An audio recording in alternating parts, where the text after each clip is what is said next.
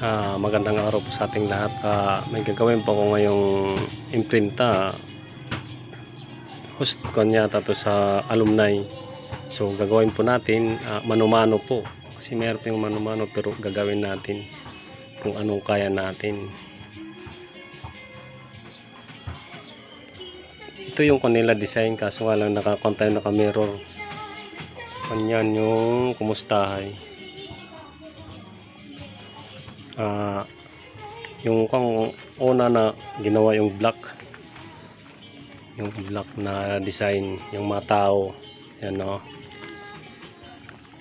Yung ginamit ko lang yung plastic folder at yung resulta ito yung resulta.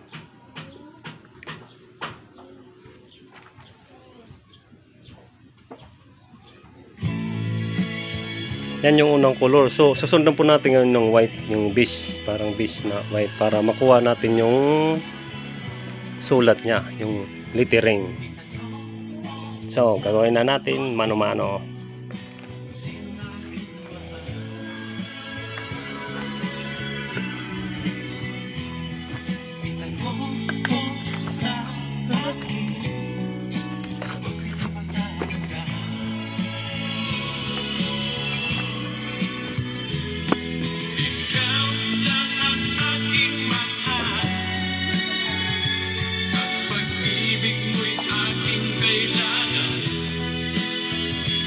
Po yung screen na gawin natin yung sa white. Gamit pa tayo ng flashlight kasi medyo madilim dito para makita natin yung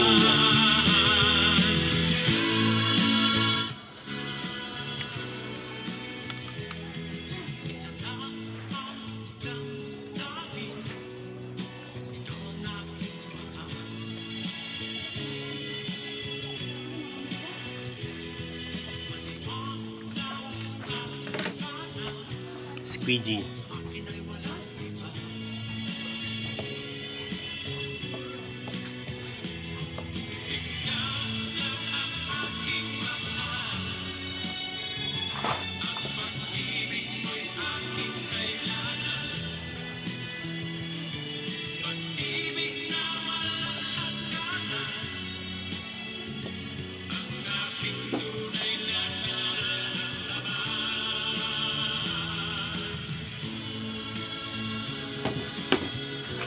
So ito na po ngayon yung resulta.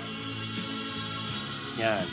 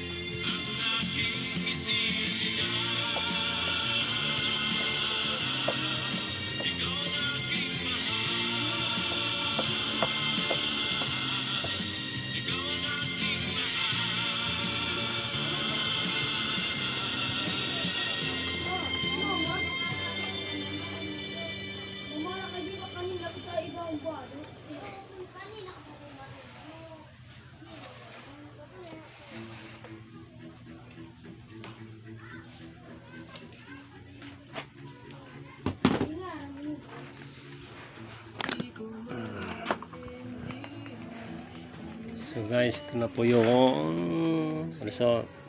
Ito na po yung result.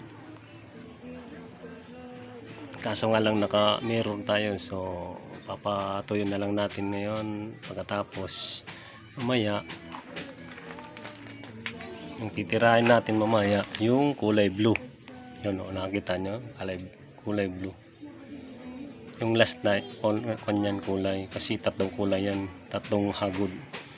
Tapos hagod, papatuyo, tapos tira na naman. So hintay tayo mamaya para sa blue.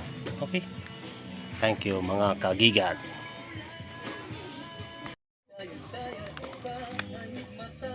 Hello, magandang araw po sa ating lahat. So ngayon pagpapatuloy ko lang po yung paglagay ng kulay blue, kasi tapos na kanina yung itim tsaka yung puti, ay naman yung blue. So tara na, tirahin na natin to, baka tumakbo pa.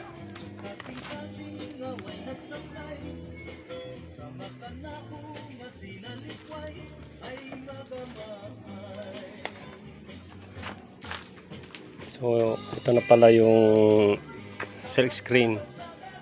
Andyan na yung kandyan, yung forma. Gamit ko rin ay yung ng plastic cover folder.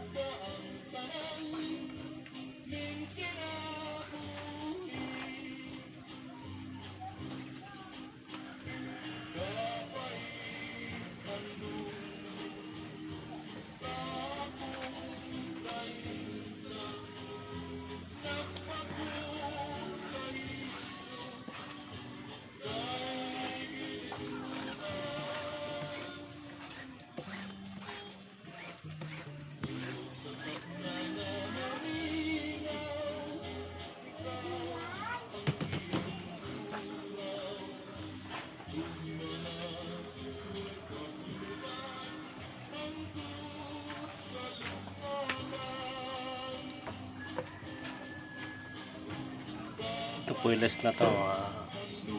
ito kasi ito na lang to 17 pieces kasi tapos na yung 17, so last na to.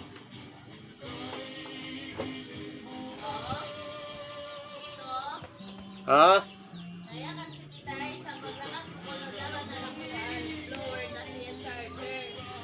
Oo. Masyala, duwala. Oo.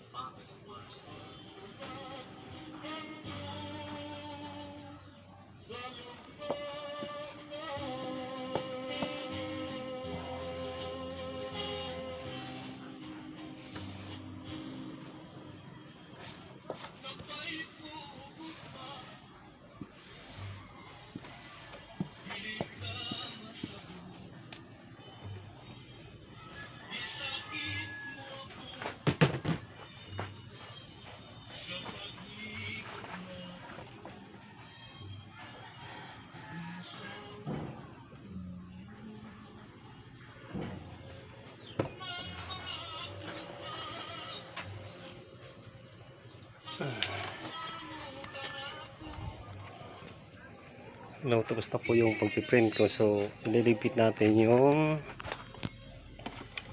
mga gamit.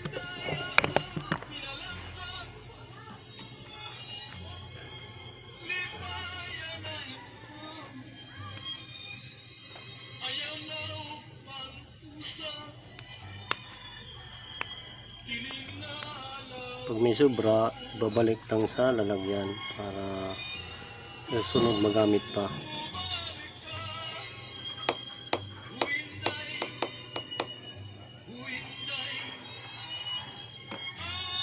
Kaso nga lang, mainit ngayon dito. Pag mainit kasi, madali kasing matuyo yung pintura, textile paint. So kailangan pagkatapos gamitin, sarado agad. Tsaka yung silk screen, tatanggalin to, tapos hugasan kagad para hindi mabara yung screen. Magagamit pa pagkatapos. Hello guys, so tapos na ngayon. Yung ma-output dito, nilagay ko na dito sa kama kasi wala akong lalagyan na iba.